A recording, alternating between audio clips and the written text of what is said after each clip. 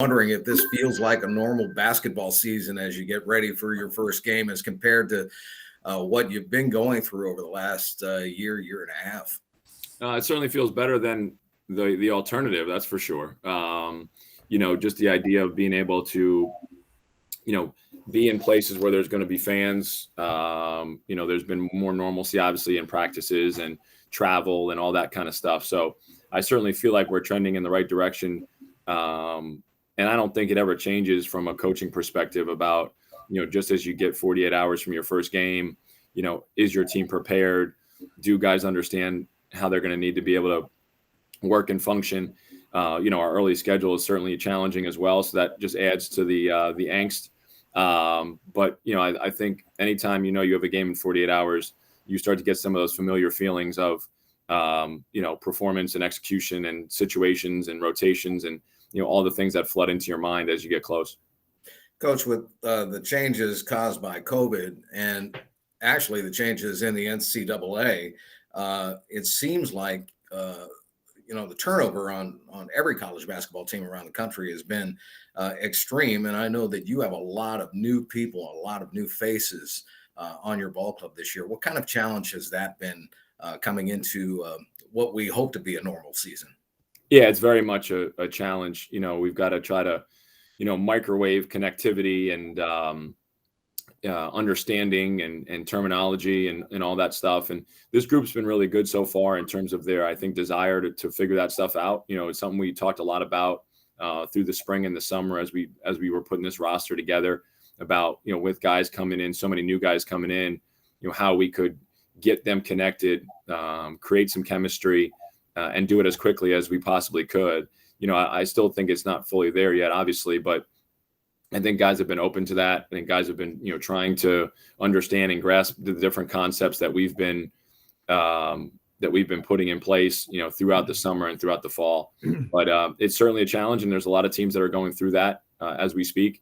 And then it'll all get shaken up when those lights go on and we see who's ready and who's not.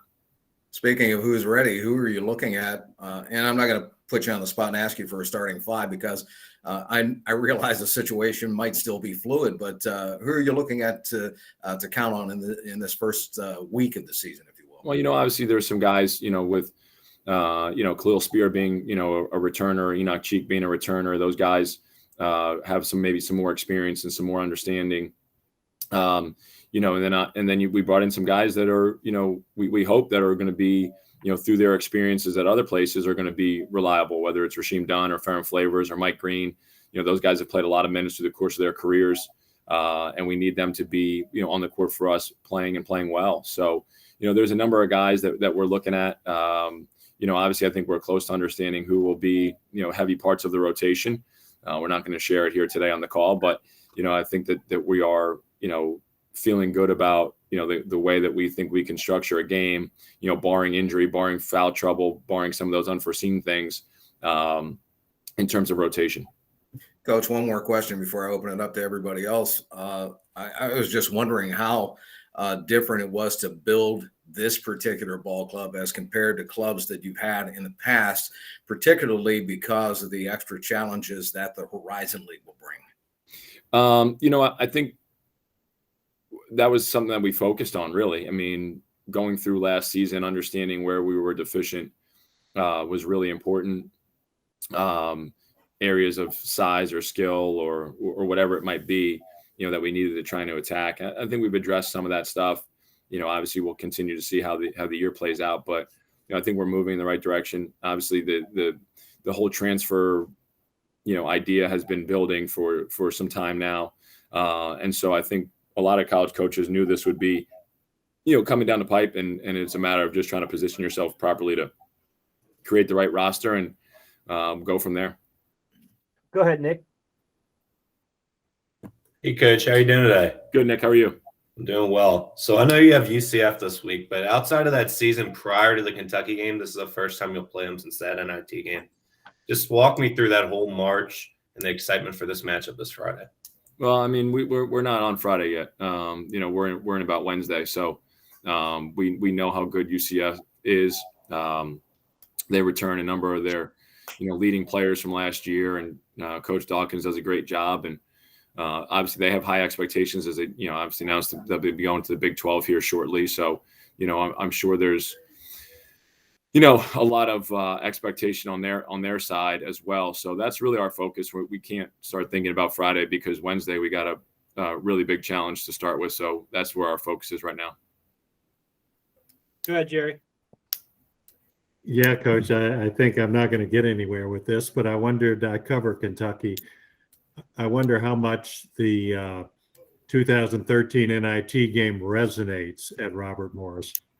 That game obviously resonates a lot with, some of our alums and some of our supporters. And it's, one of the ways that I think people identify with our university and our basketball program is that game. Oftentimes when you meet somebody, and you say where you coach at, they'll instantly remember that. I feel like some of the guys on our team weren't even born when that game was played. It feels like it was, getting to be distant from us, but it'll make a nice story for you guys. But our challenge will be on the court, and we know we have a lot of challenges, with all of our opponents early in the season. How do you assess your team at this point? What do you think? I mean, I know it's early, but how do you see your team at this point? Like I said, I think there's a lot of stuff to like. There's a lot of things that we've been encouraged by. How they play out when we get on the court is different. We had 2 close scrimmages that I think we learned a lot in. We actually had those 2 scrimmages early as we've ever had them. So we knew there would be some areas that we were not, as proficient in during the times of those scrimmages. But I thought they were really good opportunities to measure where we were at as a team and where individuals were in terms of their understanding of what we're trying to do offensively and defensively. And I think it was a great wake-up call for some of our guys to realize, again, just a reminder of how hard it is to be successful at the Division I level, regardless of what you've done previously. So I think we have the potential to become a good team. If we do or we don't, that'll be on us. Thanks. Go ahead, Tristan. Good morning, Coach. Good morning. There's a big contrast with you guys and UCF. The Golden Knights return over 90% of production from last year, whereas you guys have a completely revamped roster. Are you comfortable with when it comes to the chemistry and how far you guys have come together when it comes to having as cohesive a team as possible compared to one that's pretty much already set? I mentioned that earlier. That's something that we were very concerned with as we kind of put this team together with so many new faces. I think, as of today, I think we've done a pretty good job of trying to build as much chemistry and cohesion as we can. The question will be, can that stand up to the bright lights of a game on the road against, a future Power 5 opponent? And that remains to be seen. And I think that's sometimes what makes this fun is, you prepare your team as best you can, then you go on the court and you got to figure it out. And, I know we have some guys that are competitive. I know we have some guys that are very prideful, and I know that they're going to compete. It's a matter of, can we execute and be detailed enough to be able to execute long enough to give ourselves a chance to win the game. And so that remains to be seen. I think, we've seen really good indicators that guys will remain together and guys will rally in different circumstances, but time will tell on Wednesday night. You talked also throughout the offseason about the need of adding size, especially in the front court. UCF has 2 very talented big men and former top 30 prospects, C.J. Walker and UNLV transfer Chase Young from UNLV, who's known as a shot blocker and interior defender.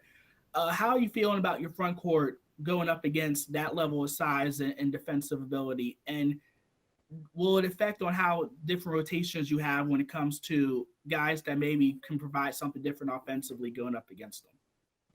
Yeah, that's the chess match, trying to figure out where you can create advantage for your team. And can you create advantage by, moving people away from the basket? Can you create advantage by, executing offense in such a way that, doesn't allow, Czech's ability to kind of protect the rim affect us as much?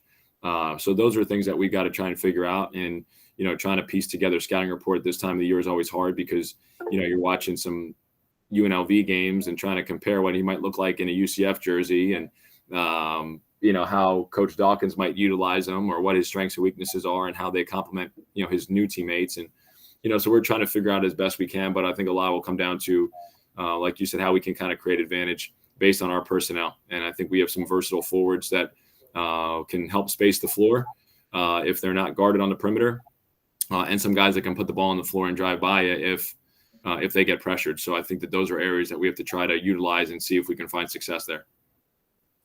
Thank you. Appreciate it. No problem. Go ahead, Austin. Hey, Coach, given the makeup of your roster, how do you balance patience versus performance? Great question. And I think, most coaches don't have a whole lot of patience and are craving performance. So it's hard. I think we have a decent understanding of what our expectation is about how we want to perform. And that'll be kind of how we evaluate ourselves, with the proper effort, how well we can execute. We know there'll be some stuff that'll be some slippage. Obviously, no one plays a perfect game, but we need to have good performances. I know our guys want to have good performances, and we'll see if our work and our preparation has allowed us to do so on Wednesday. You shared kind of generally that there are some things that you like about this group. Could you give us any specifics on some strengths of your roster and what you feel like you guys do well coming into the season? Some of the things that we look at as some strength, I think we have some versatility in our roster. As I mentioned, I think we have some forwards that are, multi-skilled, where they can play inside as well as out. I think we have some more ability to get in the paint and attack the paint than we did last season. Last year, a lot of our offense was predicated on heavy ball reversal and not necessarily some guys that could create advantage on their own. And so that's been something that I think we hope will be a strength for us. Guys that can touch the paint, make defenses get into rotation or collapse those defenses and be able to make good decisions on the opposite end. I think we have a pretty we have some versatile pieces on the defensive side. Can we switch certain things at times? Can we disrupt our opponents with some ball pressure and some activity? Now we have some more size and length, which I think was something that was sorely missing last year. We hope that length can translate and maybe allow us to be just a little bit better on the defensive side as well. So those are some of the things that we hope to be strengths as this year goes on, and that we've looked at saying, if guys can do A, B, and C, then we like them in that role or that position. Of all the new guys that you've got, obviously seeing them on film and talking to them on the phone and seeing them on the court are a lot different. Is there anyone who has significantly exceeded what your expectations were based on what you saw on film, or surprised you in a way with how they performed in practice so far? No, I wouldn't say that anybody has surprised us. I think a lot of the guys have been, pretty true to who they are. And obviously when you get them and you're coaching them, you learn a lot of new stuff about them and you adjust some expectation from there. But I think a lot of the guys, when you look at the whole part of them as a player, were who we thought they could be or who we thought they are. And now it's just a matter of kind of putting the pieces together. Coach, since this is a preseason press conference, we're on the verge, we're on the precipice of starting a brand new season. Let's talk about first of all the non-conference games and then the Horizon League and what you're going to be facing this year if you can. Yeah, I mean, our non-conference as always is incredibly challenging. A lot more games in road unis than home unis. But that's kind of the way that it's always been in my time here at Robert Morris, and this year will be no different. But some great challenges, obviously, starting the year with, on the road at UCF, on the road at Kentucky, and on the road at Ohio U, a NCAA tournament team from last year, really will tell us where we are. Next Tuesday, we'll kind of have a real feel, I think, for, where we need to be better at or what kind of team we potentially can become. So we're getting thrown right into that fire, which I'm fine with, and we got to figure out if we can handle it or not. And then, even, moving forward from there, a home game at Mount St. Mary's and on the road at Davidson, followed by 2 Horizon League games in December, which is always a little bit tricky because those games, not that every game's not of vital importance, but those conference games, have a little bit more weight to them. And, sandwiched in the middle of your non-conference, sometimes they can get disguised as, maybe just the next game on the schedule versus, hey, this is our first conference game. So we have those games in there, and then we have a non-D1 and then home versus Florida Gulf Coast. So that'll be a nice week before exams where we have 2 games at home and I'll have limited travel, and then come out of exams and are at Bowling Green and at St. Francis, PA. So, it'll test us, it really will. And, in order for us to, get the number of wins we want, we're going to have to earn each and every one of them. I don't think you're not looking at any of these things saying, hey, we're going to be the heavy favorite in many of these contests in the non-conference. So, we've got to be locked in and ready to go. And same when we get in the Horizon League, as you look across the league, we feel like we've gotten better, but you look at the rosters on a lot of the other teams, and I think they've also, gotten better. Some of the best teams in the league have added really good pieces. And so again, can we stay together? Can we work our plan? Can we execute our plan? Can we play to our strengths as we go into the conference play? 4 of our first 5 Horizon League games are also on the road, so not getting any favors from the scheduling makers. And last year's, the number of close games we had, the number of overtime games we had, gave us a real indication of, how challenging each and every night would be in the Horizon League. And we expect this year to be no different.